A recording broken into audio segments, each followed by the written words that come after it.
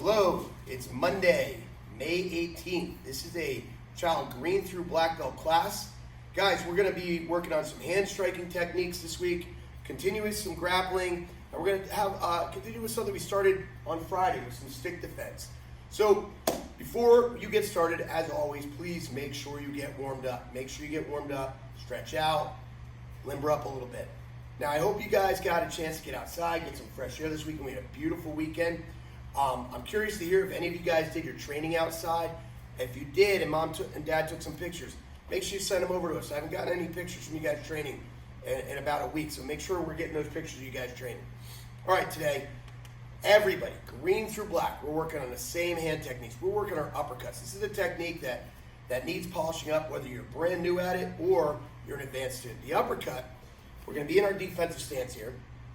We can do the uppercut with our front hand and with our backhand.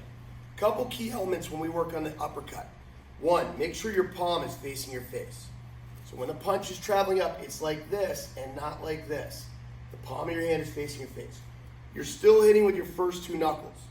And we want no bend in the wrist, or that's how you're going to get hurt. Right, Senpai Bailey? Now, when we do the uppercut, a lot of your power comes from your legs. So right here, we're going to bend the knees. We're going to pivot on that front foot and punch up. Now, it's not a full-fledged pivot like this. We don't want to do that. But there is a mild rotation, a mild pivot there. Allows your hips to turn and you to extend that punch up. So again, we dip, not far. We're not squatting. We dip, just get a little bend in the knees, rotate the body, and punch up through the target. Now, how low is the lowest point we want your hands to go? Something like that. Right above the belt. Okay, the floating ribs, right? The floating ribs. We don't, fix your thumbs. We don't want the hands down at the belt. So what Bailey's saying is just above the belt, right around the floating ribs, right there. We don't want to be below the belt. A lot of you guys have a tendency to do this. That's a problem. You're digging sand and you're wide open for way too long. So right here, we just dip the knee, drop the hand a little bit, pivot, and punch up through the target. This hand doesn't leave our face because we're doing an uppercut. We're obviously very, very close to our opponent, so we don't want to be open. Dip the knee and punch up through the target. Dip the knee and punch up through the target. Ready, go. Kia, go. Kia, go. Kia, go. Kia, go. Kia. Then we're going to do a back uppercut. Again, we're going to bend the knee, punch up through the target. Bend the knees, punch up through the target. Ready, go. Kia, go. Kia, go. Kia, go. Kia, go. Kia. Keep those hands up. Now, one of the things I want you guys to be aware of, when you guys do these uppercuts, especially when we move to a target, you guys have a tendency with that back leg to want to step.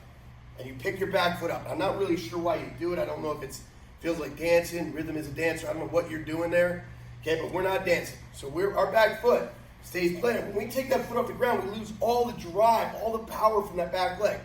So we're bending the knees and punching, okay? So what I want you guys to do, you're going to do 20 front uppercuts, 20 back uppercuts in the air on both sides. Pause the video, get those done, come right back. Okay, now that you're back, I want you to work these on a target.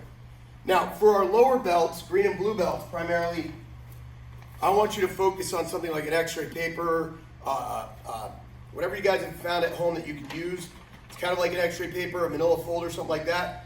For the more advanced students, we're going to use a hard target. I want you guys punching a pillow. Now, the key thing here, guys, you have to make sure your wrist is straight when you make contact. If you guys punch like this, you're going to break or sprain your wrist, okay? So let's start with the target, the soft target, in your defensive stance. Okay, Bailey's going to do 20 front uppercuts, 20 back uppercuts. He's going to take his time. His feet are going to stay on the floor. There's no rocking back and forth. Ready? 1, 20 front uppercuts and 20 back uppercuts. 1, 2, 3. Now we're holding this target right about chin level. We don't want it up here. That's silly. And we don't want it down here. We wouldn't do an uppercut down there. It's too low.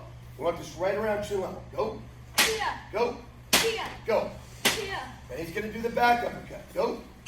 Go. Go. Go. Make sure that hand's up on your cheek and not down on your chest. Fight the urge to get into a rhythm. If you're counting for the kids, guys, your partners are counting for you, change it up. Go. Kia.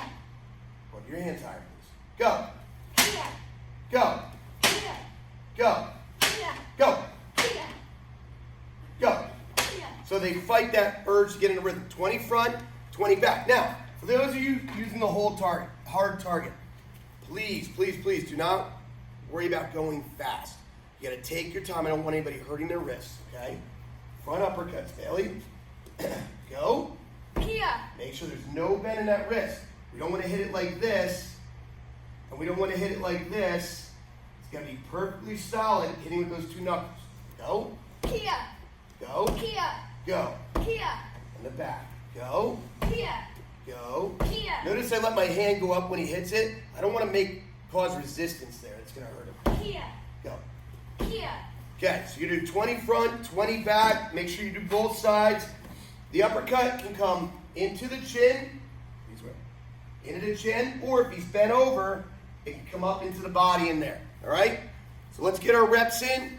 Pause the video. 20 front, 20 back, uppercuts. All right, welcome back, guys. So now what I want to work on, guys, is we're going to continue with our grappling this week. Today we're working from the side mount position, or side control. We're going to do a number of techniques. For our green and blue belts, guys, we taught you at the end of last week an Americana from the mount. Now you're going to do your Americana from side mount or side control. Upper belts are going to go ahead, and what you guys are going to work on is you're going to work on a more advanced entry into that Americana. You're also going to work purple and red belts. You're going to work, purple through black. You're going to work the Kimura from there. And at black belts, we have another straight arm bar from the side mount for you. So let's start first with the Americana. Now let's look at the side mount position. Okay, again, Senpai Bailey has the under the head hook. He's got the far side underhook under this elbow. Okay, now my hand position, I have my frame. Sit up for a second, Bailey. My frame right here, my T-Rex arms. One is bracing against his throat. The other arm's on his hips to help me create space. Now here, Bailey's going to attack this arm right here, my left arm. So he's just going to come across. He's going to release the head. He's going to pin that wrist to the floor. His right hand's going to slide under the bicep. He's on top of the wrist here. He's going to lift my elbow and slowly slide it towards the floor. Now, it's hard to tap here, so if you can't tap, you're going to have to make sure you're verbal and say tap, tap, tap. Watch again. Let me get my hand in position. Okay, he's going to pin that arm to the floor. Slide underneath the elbow. Good. Lift the elbow and slide. Tap, tap, tap. Okay, one more time, Bailey. Okay, go ahead. Pins that arm down. He gets underneath. Remember, he keeps his elbow in my ear. His elbow's in my ear. He lifts his elbow, slides it towards my knee. Tap, tap, tap. Okay. Now, a more advanced entry is just a little bit more sleek. Okay, Senpai Bailey has a side control position. He's going to give me what we call shoulder love. He's going to lean onto my chin. He's going to lean onto that hand, pushing it down. He's going to be sneaky about slipping that left hand across my face and onto my wrist. From there, he just pins it down. His arm's already in position. Locks up his wrists, and there's his Americana right there. Good. Now, the Kimura, maybe my hand's in this position, or I felt him trying to get that Americana, and I fought it. So now he's going to go for the Kimura. This is purple through brown right here. Go ahead. So from here, his right wrist grabs my wrist, pins it to the floor. He's going to bring that left hand around, slip it under my arm, grab his own wrist. Now, this looks a lot like an Americana. It's upside down. It's still a key lock. From here, he gets out on his toes, and he's going to lean all his weight on my chest as he peels my shoulder up. Tap, tap, tap. Okay? He's trying to bring my hand behind my back. Just like the Kimura. Hold on, man. Just like the Kimura we did last week from the guard. We're bringing our arm behind the back. He's trying to bring it behind my back this way. So again, my arm's out here. He pins it down to the ground this way. lets go of the head, slips underneath the bicep, grabs his own wrist, gets out on his tiptoes, okay, keeps his chest pressure, lifts my shoulder, tap, tap, tap. Okay, from this angle here, he pins that arm to the ground. Right there, he's gonna keep that chest pressure, he's out on his toes. Watch how he peels my shoulder off the ground, create space. Tap, tap, tap. Okay. So that was for purple through brown and candidate. Now black belts, you're gonna work a straight arm bar from here. This arm bar you can do from a number of different directions. I feel him going for the Americana. I say no. I go here. He's trying to Kimura. I say no. So I try to be a tough guy, straighten my arm. So from here, he's gonna grab the wrist. Doesn't matter which arm he attacks it with. Grabs that, he brings his arm out, goes right underneath the elbow, creates that key lock frame. Now from here, the leverage, the fulcrum, is right behind my elbow. And he's just gonna apply upward pressure with his left arm, downward pressure on my wrist. Tap, tap, tap. It's a straight arm lock. Watch again, pin that arm down. He goes right, slide my sleeve up, Billy, so you can see where your arm is. Okay, right underneath my elbow, his arm slides, grabs his own forearm, downward pressure with his right wrist right now. Good. He can do this opposite though. His left hand can be on the wrist, right hand underneath, as long as he's on that elbow. Tap, tap, tap. That's a straight arm bar. Now, if you guys watched our videos last week, we introduced you to a new friend.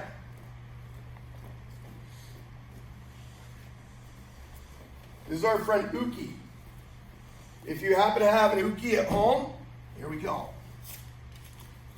His name is not Lieutenant Dan, despite what Sensei CJ and Joshu Scott said. His name is Uki. Step by Bailey, come here please. On this side, sir. Okay, so right here, we can practice all these techniques. He's got his arm underneath his chin.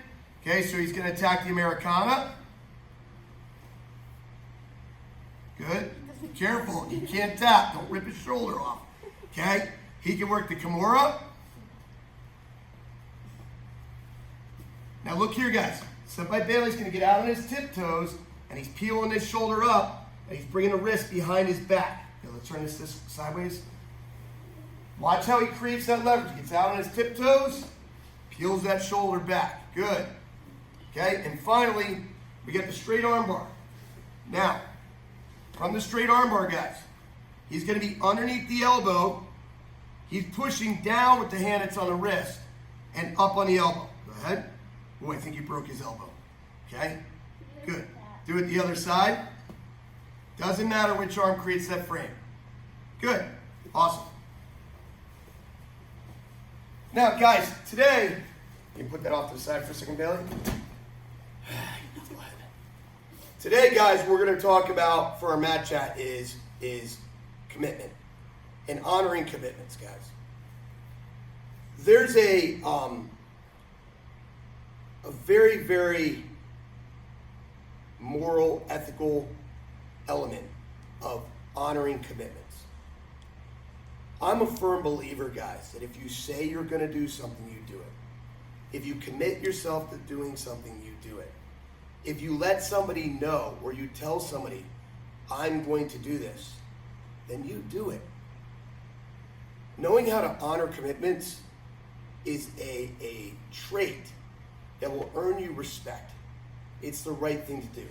If somebody is counting on you to do something, make sure no matter what, you do that thing. If you tell somebody you're going to help them move one weekend, be there and help them move. If you tell them that you are going to be there to help them with their homework, be there. If you tell them you're going to go swim at their pool this weekend, be there. Don't pass that up for a better option or a more convenient option. Bailey, stand still. Okay? So what I'm talking about, guys, is we have certain commitments that you're going to have to make from now through the rest of your lives. Small commitments, commitment to a team. You play in a sports team. Now I know all our sports are canceled right now, but me being a coach, it makes me insane when a kid signs up for a sport and quits before the season's over because he didn't make the A team, or he wasn't getting as much playing time, or he just didn't like it, and he quits. He made a commitment to the team, and he gives up. That baffles me. If you make a commitment to a club in school, make sure you're at the club meetings. Make sure you're a part of the team. If you make a commitment to dad that you're going to help this weekend, or to mom that you're going to do this, keep your commitments. And guys, even our leading edge commitments, we committed ourselves to our training. We committed ourselves to certain terms. We have to honor our commitments. We committed ourselves to bringing you classes consistently before COVID-19. And we're honoring our commitment. We're not legally allowed to teach you in person right now, but we're still teaching you because we're honoring our commitments. Learn to honor your commitments, and you will be respected for it. Okay. So now, last week, guys, we talked about, we came in and we did some soft escrima techniques, okay? Basically, we worked utilizing the octagon and getting out of the way. So, we're going to kind of review briefly what we did here, but we're going to also show you another option of what we can do. Now, grab your pool noodles, your soft swords, whatever it is, maybe even put on your headgear for this drill. So, the first part of this, the attacker came at us. I'm coming at Senpai Bailey from distance. Okay, now remember, this could be a cane, this could be an umbrella, this could be a wiffle ball bat, it could be a stick, yep. And I come at Senpai Bailey, you're too close. And I try to hit him on top of the head. He can move on the octagon, okay, and as he moves, he strikes. So he's thinking about, this is a linear attack, he's moving at 11 o'clock, and he's striking as he goes through, and then he's countering again with a follow-up and a finish if he has to. Options are limitless there. He can go at 1 o'clock. Boom, across the body, back of the leg, up to the head. Okay? Watch those two again, slow down. He can move at 11, hits the body as he moves. Remember, when we use the octagon, it's a shuffle. Okay? You can go at 1. Boom. Back to the head. Okay? He can go at 7. And right from here, he's just going to close distance or attack the arm as it went through. He can go at 5. Boom. Good. Okay? So you have 11-1-7-5 with a pool noodle. I want the attack to be very simple. It's a step through overhead strike. Whoever's attacking, watch guys, it's not this. See, he doesn't have to move, I'm not going to hit him. Okay, somebody with a stick, I'm not standing here with him. I'm back here. So now he has to charge me, and that gives you time to react. Okay? 11-1-7-5, you're going to practice those angles. Now, we're also going to touch on 12 o'clock. 12 o'clock. I'm coming at Senpai Bailey with a swing of the bat like this. Boom. Okay? He's going to move inside. He can hit right to the face. That's not my face. Move inside the ankle. Bang. Okay? He has his other hand up to protect the body. He can step with his right leg, almost like we do in green belt self-defense number 3, and blast the arm. Oh, good. Okay? He can go back at 6 o'clock and then follow, come back in, and finish. Okay? So I want you to just start playing a little bit with 12 and 6. Don't get crazy about it. So if Senpai Bailey comes at me, bang. Okay? He came in a circle, I went at 12, and bash, right in the head. I can come here. Come on, don't hold back, please. Right to the, please stop. Right to the body, there. I can come right to the face, like so. I can come right to the arm and back to the head. We're just coming right in, whichever way we do it, shuffling in, whatever we're doing, stabbing in, whatever we want to do. As they come in a rotation, I'm closing directly on them. Play with that a little bit. I want you to review 11-1-7-5. That's more important. Then I want you to practice 12 and a little bit of 6. We'll review 12 and 6 tomorrow. Okay, guys. I hope you enjoyed today's class. Uppercuts. We did some submissions from side mount or side control. We talked about the importance of honoring commitments. And we had a little fun with our escrima. Hope you guys had a great class. Happy Monday. Thanks for being Lima Strong, and we'll see you online tomorrow. Oos.